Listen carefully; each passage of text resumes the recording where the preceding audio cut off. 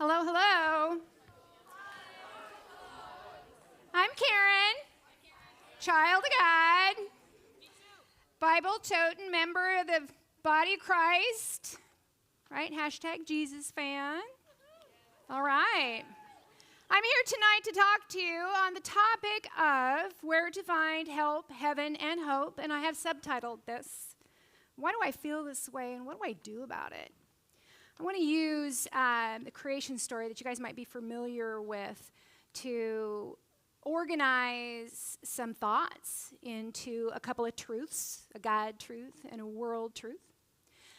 Did you know that in every culture that has a documented history, whether it's written or oral, there is a creation story?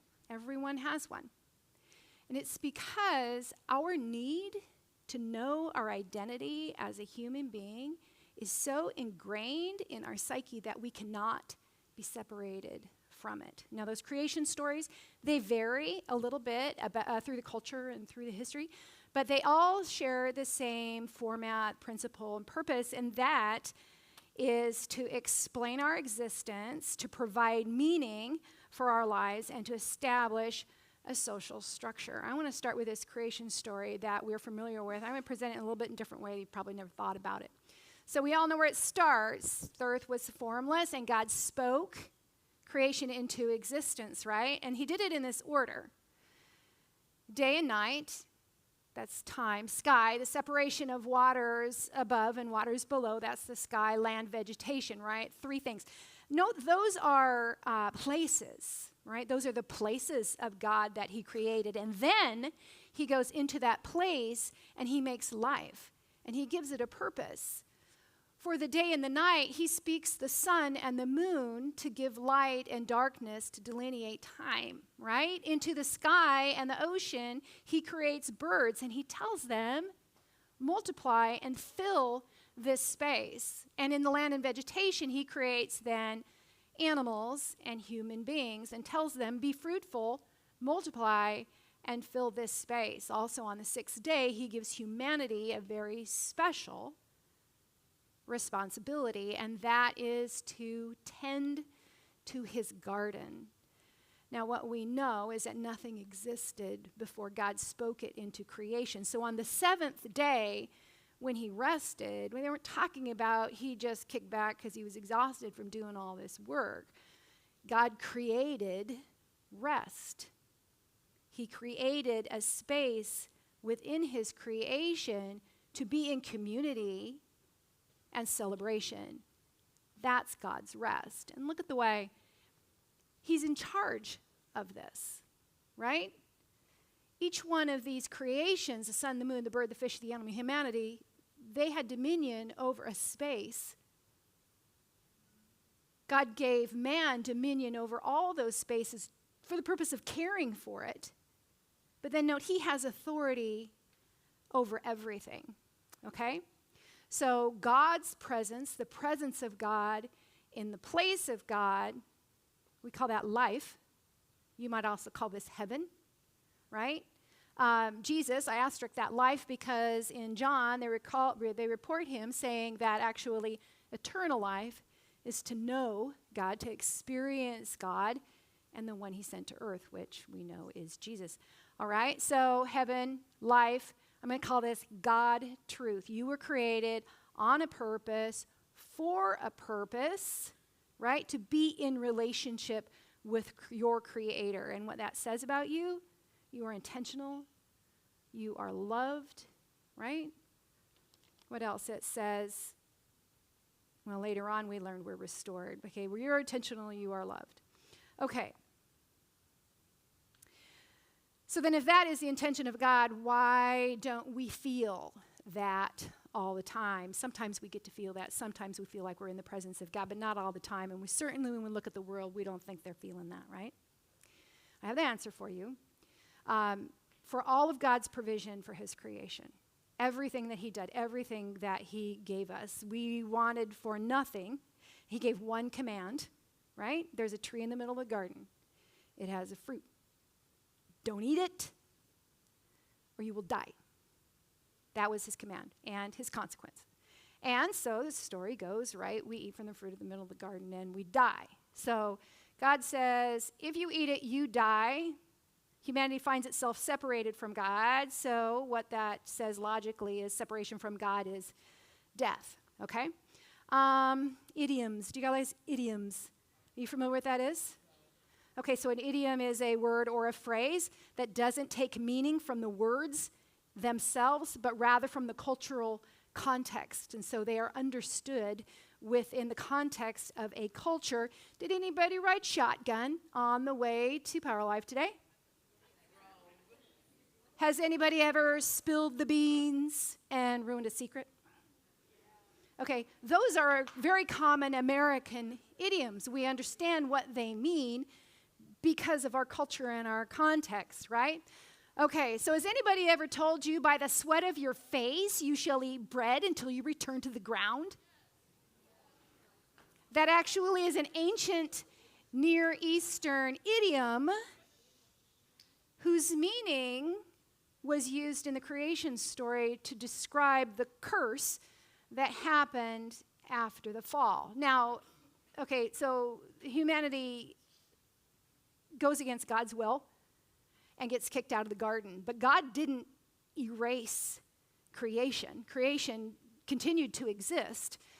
Their experience of creation changed, right?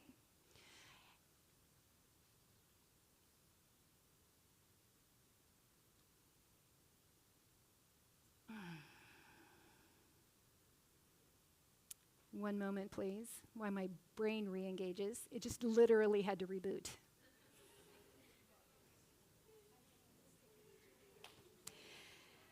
Okay, I know where I was at. Okay, so by the sweat of your face, right? In our current culture, we're going to think sweating means I'm working, right? Eat bread helps me survive, right? Return to the ground, earth, dust, that's dead, right? Okay, so if I work hard, I'm going to have to work hard until the day I die. That's the way this statement is commonly interpreted, but that's not really the meaning of it. Quite honestly, work isn't that hard anymore. There's lots of technology and AI that does a lot of the work for you, right? So what's the big deal about working until you die? But this actually is much worse when you understand what this idiom is saying. By the sweat of your face, you shall eat bread until you return to the ground. The sweat of your face means perspiration-inducing fear, right? Constant undercurrent of dread that there will never be enough, that we will never be enough. What that sounds like is, you're no good at that. You're not good enough. You don't belong here. That's what that sounds like. It sounds like a lot like anxiety. Really, perspiration-inducing fear is one of the definitions of anxiety. Right? So what this is saying is, it's not just you have to work hard until the day you die, it's that everything you do is going to be done under this current of dread and fear that you are never enough, that you will never have enough, that you will never be enough.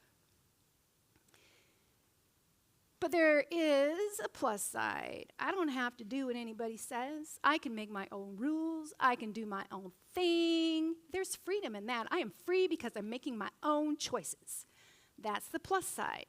And that's the tricky part, because what they don't go on to tell you in this world truth is that when God was handing out aspects in his image to humanity, when he got to the control one on the list, he says, nah, I'm not going to give him that one. So you get free choice, you get free will, but you don't have control. So in reality, the best you can ever expect to have under a world truth is an illusion of control. What that means is that you do something and something good happens, so you think you're in control of it. And so you do something else, and something good happens, and so you're in control. And now you think you can control everything. So I'm going to make my own choices. I'm going to be my own person. I'm going to make my own truth. And then it falls apart on you. And you've got sweat on your face. All right? Constant anxiety. Okay, so I'm going to label that, well, first of all, presence of God is the peace you get in the presence of God is going to be God's truth, right? The sweat on your face that you get from the world truth, okay? So God's truth, world's truth. Now, God obviously had a plan, right? And he doesn't want to be separated from his creation. He wants to live in relationship with you, so he does a plan. His plan is he engages a people group in history, and he gives them rules and regulations and rituals and an organizational structure that helps them stay connected to God while they're trying to figure out how to actually get back to him. But meanwhile, the plan is not that humanity can get back to God, but that he comes to humanity. So he starts on a mountaintop, and then he lives in the Ark of the Covenant, and then he lives in the temple, and then he makes his home inside a human being walking around on the planet. And eventually, he makes our home directly in our hearts. So you see him throughout this story coming closer and closer. It's all about God. It's not about humanity at all. And this book, you all have this book, whether you have it with you tonight or not, you should have it with you. This is the playbook. This is the story right here. And the thing I want to point back to, the first thing, created time, right? Time is part of the creation. And God is the creator, so he is not subject to time. Time is subject to him. We are humanity. We're part of the creation. We are subject to time. God is not. So God has this plan that sits on top of all time, right? And our lives spin underneath it.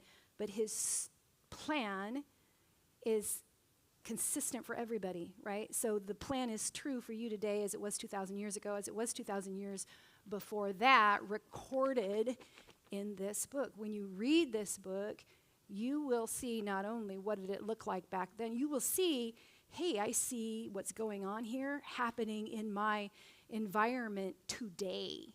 I can see myself in this story. So when you have questions about what should myself do in this circumstance, you can get some answers from this book. So you should be familiar with it. Okay. So, spoiler alert, in this book, somebody dies, right? He's a pretty popular guy around here, pretty big deal, right? Jesus was the guy. God walking around in a people suit. The plan was that that man die so that we could be connected in relationship with God directly, right back into garden, right back into the creation, okay? Jesus says, I am the resurrection and the life. I am the way, the only way. I am the truth. I am God's truth and the life. We talked about that. And here is our Bible verse. Come to me, all who are weary, carry heavy burdens. Jesus was a teacher. That's what he did after he reached the age. And he was teaching in a culture that had other teachers in the rules and the rituals and the organizational structure, the social structure of his real human day.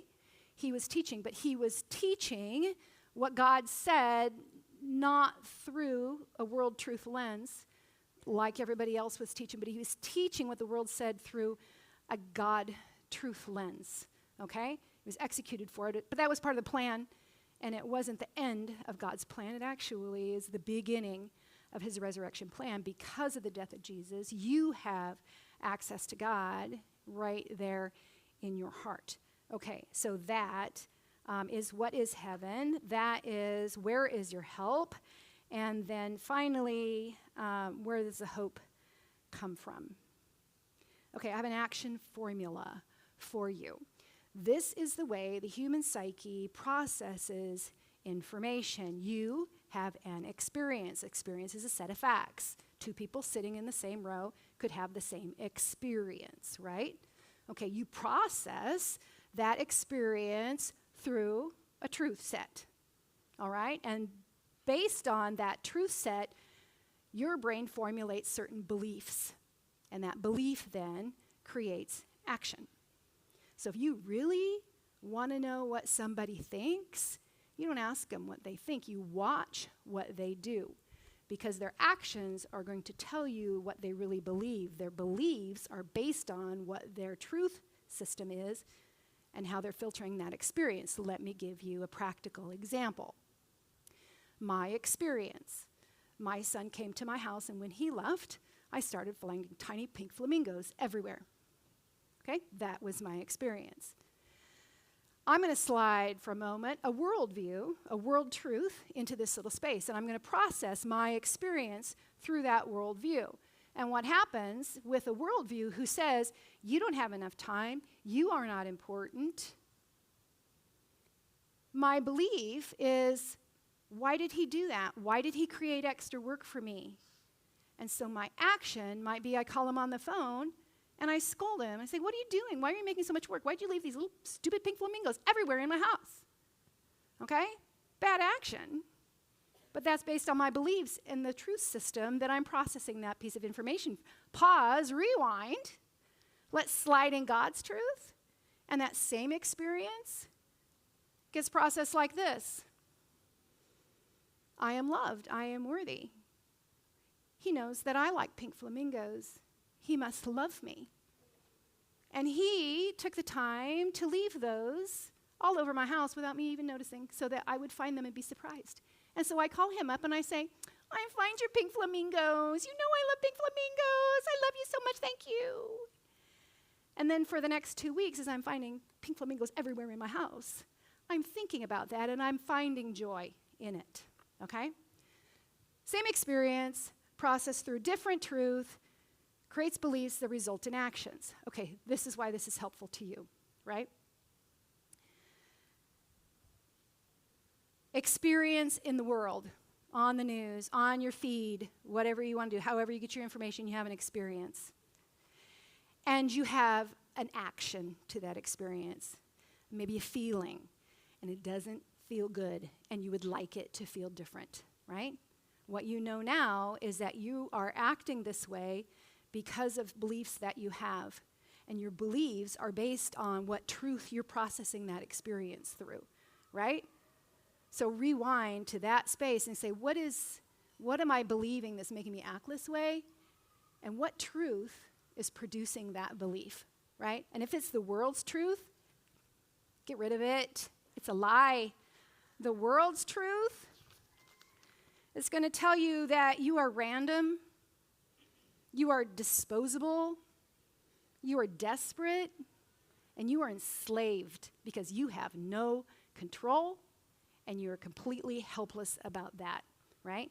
Get rid of that truth, replace it with God's truth, because God says you are created for a purpose. You are cherished, right? You're restored to the presence of God and the relationship with God through the death of Jesus Christ. You were chosen, and that means you can live free in this world. You are no longer enslaved to the sweat on your face, right? You can just get rid of that. You don't need it. Now, here's the hope. That's not easy to make a change like that. I'm giving you a formula to plug something in and try to get a different result.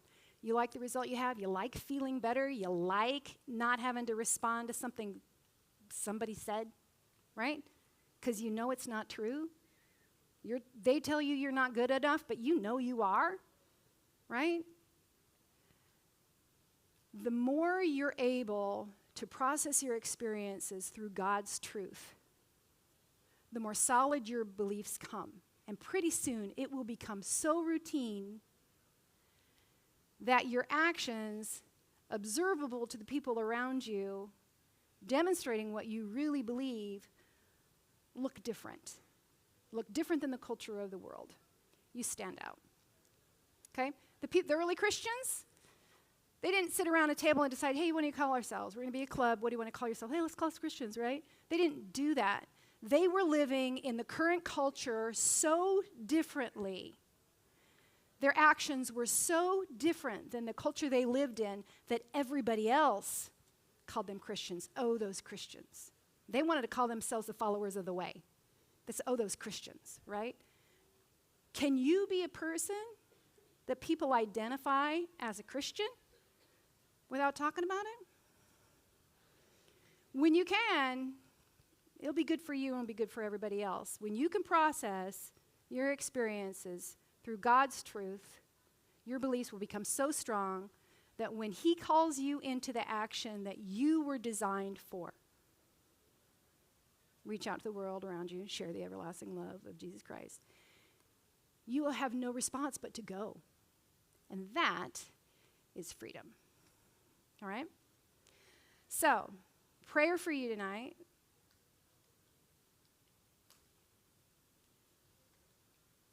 Know God's truth. Keep God's truth present with you. Change the world. Yeah, that's what I wanted to say. Okay.